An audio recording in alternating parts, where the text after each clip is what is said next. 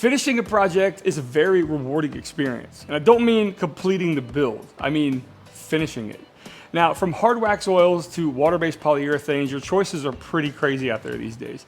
And some are very expensive, and some are not, but they're a little bit more time-consuming to use.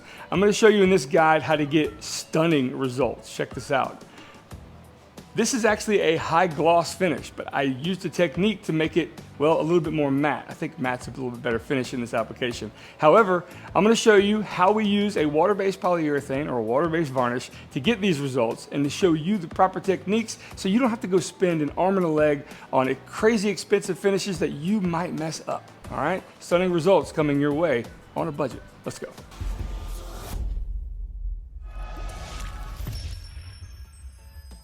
Okay, finishing can be a very hot topic in this space. You know, what's the best? Well, I know there's a lot of comparison videos of, say, hard wax oils. I'll leave those up to the professionals in this space. So what we're gonna do today is I'm gonna share with you the technique that I use. This is gonna be the most bare bones, non-HVLP spraying, how to get the best water-based finish on your projects that I've ever found. Now, I got hooked up with Total Boat about 5 years ago. I did a project years ago. There's the thumbnail. I'll actually link it down below of a table I did using polyurethane. And they found me and said, hey, buddy, we got stuff that's way better than that. Would you like to try some? I said, sure. That's kind of the genesis of my relationship with this company. And since then, since I had been woodworking for about, 10 years before that moment, and I swore by some various other polyurethanes, I'm now a believer. And I've been using this stuff for a long time. But it could be a little tricky. I mean, not really, but I'm gonna show you in this video some steps that I'm gonna take, that you should take, to get the best finish possible on your piece. Now, this is a piece of cypress that's been cut up and cast in resin years ago. I did this about 3 years ago. I'm finally getting around to it. I'm not gonna show you how I did that in this video, that's later. But today we're gonna focus on the finishing and show you the best technique to get the best result. Let's go. So let's talk about prep for a second. Again, you may not have something this kind of elaborate or whatever you want to call this, but you may just be wanting to finish an end table, or this technique will also work on a very large surface as well. But the prep would be, you just want to get this sanded smooth up to about 180. Sure, you could go to 220, but I like to progress at least through 3 grits, right? So maybe from 80 to 120 to 180, and then you're good to go. That's what I use. That's what I use on all of my tool holders that I make. But that's what we're gonna do here. This could be just a piece of pine or plywood, whatever you want. But then you wanna make sure you take some type of air and get all the dust off, maybe a little mineral spirits, and then just kind of get all that dust off of there, getting it nice and clean. That's what we've done here, and let's begin. I'm telling you, finishing the bag is amazing because you can just do this instead of stir it. It's just nice. This stuff has been in my shop for about a year, and there is a slight amber tint to it. Don't let that fool you. Although it's relatively milky like it should be, I just want to get that out there, that if you see that tint, because I don't want you to think that your investment of this stuff is gone after you've purchased this for, the next 6 months or so.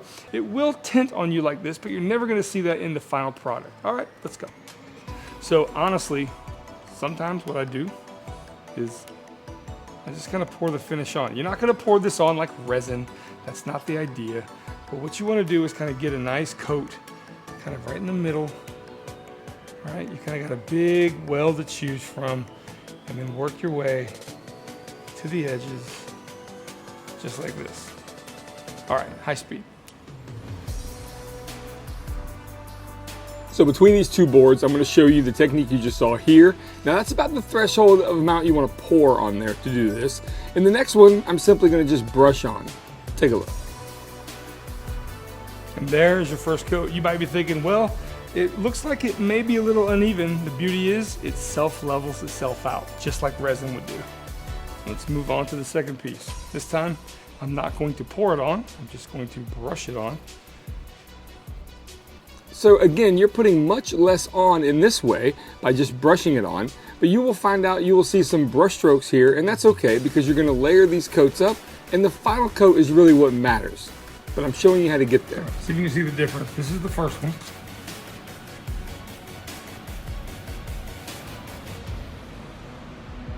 See, it almost looks like it has a huge sheen to it. And here's the second one.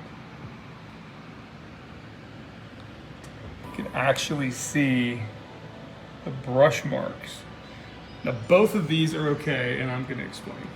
In the first one, it looked like a kind of a quilting effect, really smooth, but you could tell it was kind of in that process of self-leveling. The second one had more of a brushed effect because you could see there was a little bit less material on this second board. Now both of these are okay. Reason being is I'm not saying this is absolutely bulletproof, but it is the most forgiving urethane that I've ever used, and this is why it's my favorite. If you are one to want to save a little bit of time, they do recommend 3 coats. Sometimes I actually go up to 5 because as woodworkers, sometimes we go a little bit above and beyond the instructions on things. So with this thicker application, I could probably do 3 coats, be no problem. This thinner one, I might go 4 or 5, and I'm gonna show you how that all pans out here in a second.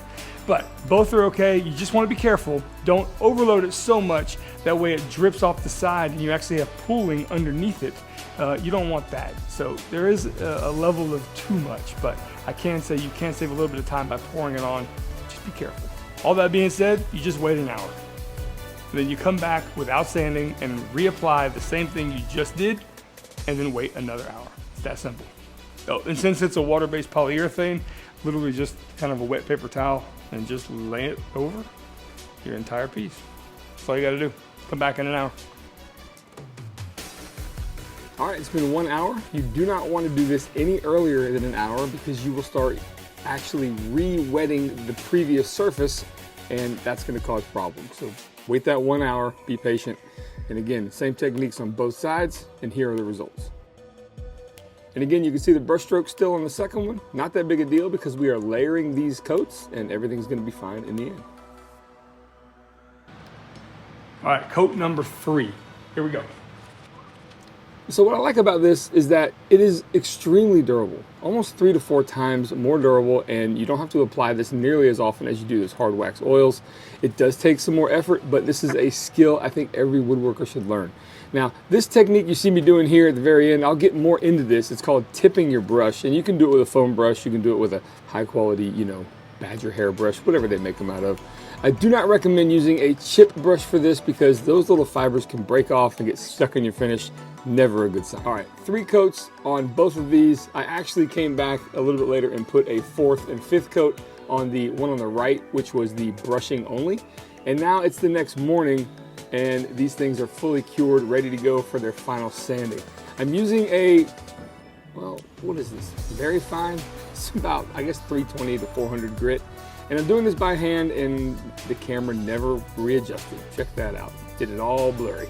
But what I'm going to do is sand these things down by hand. I don't want to go too aggressively here. I'm just kind of breaking the surface of that finish from the previous day. And then we're going to kind of dust this off and apply our final coat. And this is where the technique really matters. So pay attention here. Making sure to get every ounce of dust off of this. Mineral spirits is always my product of choice to do this. And these look almost good to go, but they're not. It's kind of hard to tell on camera, but you can still tell they're a bit unfinished as they kind of hazen back up here. And here we go. So we're going to put a generous amount of finish as the final coat. You don't want to just go brushing this on with a very thin coat. Again, you don't want to see any brush marks on this final coat, and that is what matters.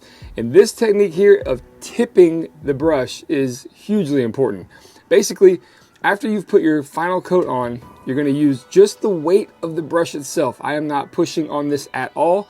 I'm basically just dragging this across in one direction, smoothing out the urethane as best I can.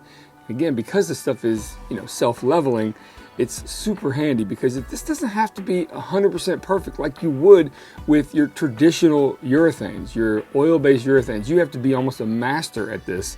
But hey, this Halcyon stuff is pretty forgiving. But again, tipping your brush is where it's at. And here are the final results before they've cured. These coats are still wet, and you can see just how clear this is. Super great. And here we go. Look at that. Now this is ready to go to be installed on the table. Now, here's the deal. I'm gonna come around here and explain something. I definitely want my wife's opinion on this. do you want matte or clear? And her answer was clear. It was matte. Does that make sense? She wants a matte finish for sure, and I think it's better too. Now, Halcyon does come in a matte finish appearance.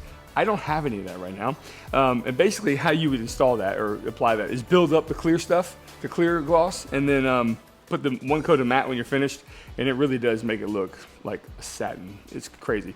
So I don't have any of that. I'm gonna show you a technique I use to get that same finish, but without it, using some sanding techniques. And let's just dive right in. Let me show you. Here's the key. You want to make sure that you've done your finish up to the right level. Get some mineral spirits and get a sanding pad that's typically not as aggressive as you would think. You want about 600 grit, and that's exactly what this is. And so we're just going to sand this like normal, and you'll be surprised at the results. It's actually pretty cool. Again, this is a foam-backed, very fine grit pad on my orbital sander, and I'm not pushing down at all. I am using the weight of the sander alone to make this happen. You do not want to start aggressively sanding this. It won't be the same effect. And honestly, this whole process took about 10 minutes.